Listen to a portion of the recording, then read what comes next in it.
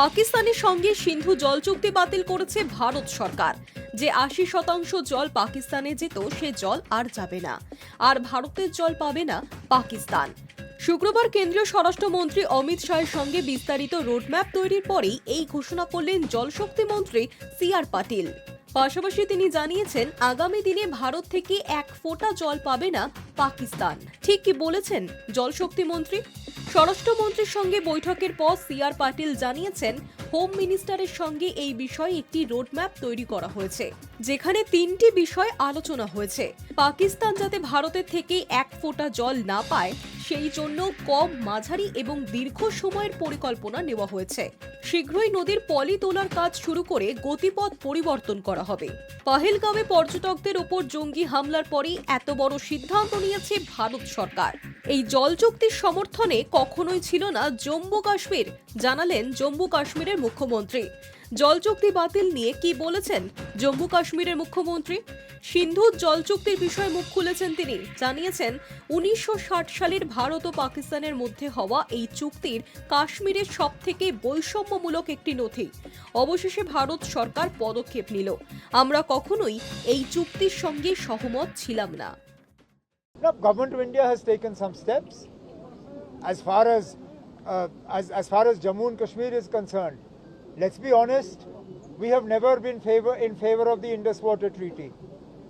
We have always believed that the Indus Water Treaty has been the most unfair document to the people of Jammu and Kashmir.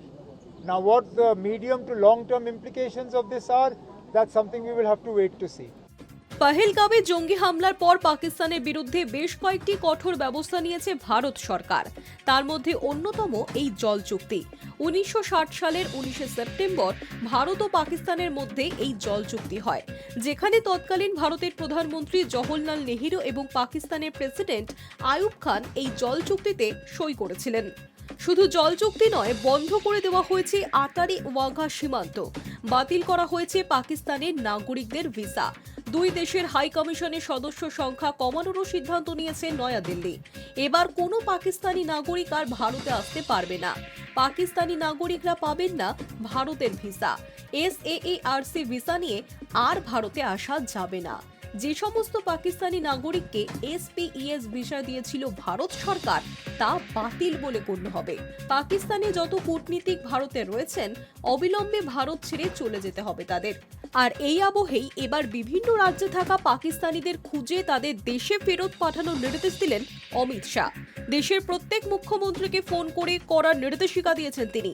কি বলেছেন তিনি? রাজ্যে থাকা পাকিস্তানিদের শনাক্ত করুন এবং দ্রুত তাদের দেশে ফেরানোর বন্দোবস্ত করুন। এই মর্মে দেশের প্রত্যেক মুখ্যমন্ত্রীকে নির্দেশ দিয়েছেন কেন্দ্রীয় স্বরাষ্ট্রমন্ত্রী অমিত শাহ। শুক্রবার দেশের সব মুখ্যমন্ত্রীর সঙ্গে কথা বলেছেন তিনি। সেখানেই তিনি জানিয়েছেন, সংশ্লিষ্ট রাজ্যে কোনো পাকিস্তানের নাগরিক আছেন কিনা তা খতিয়ে দেখতে হবে। যদি কেউ থেকে থাকেন তবে তাকে শনাক্ত করতে হবে এবং পাকিস্তানে ফেরত পাঠাতে হবে। যদিও মুখ্যমন্ত্রীদের সঙ্গে শাহের এই কথোপকথনের বিষয়ে কেন্দ্রীয় বা স্বরাষ্ট্র মন্ত্রকের তরফে আনুষ্ঠানিকভাবে কিছুই জানানো হয়নি। উল্লেখ্য, আগেই কাশ্মীরে পর্যটকদের উপর জঙ্গি হানা নিয়ে কড়া বার্তা দিয়েছেন প্রধানমন্ত্রী। এই জঘন্য কাণ্ডের পিছনে যারা রয়েছেন তাদের সবক শেখানো হবে, কাউকেই ছাড়া হবে না, জানিয়ে দিয়েছেন প্রধানমন্ত্রী। আর এই সিদ্ধান্তে ভারত সরকারের পাশে রয়েছে সমস্ত বিরোধী দল থেকে শুরু করে অন্যান্য দেশগুলিও। High news network.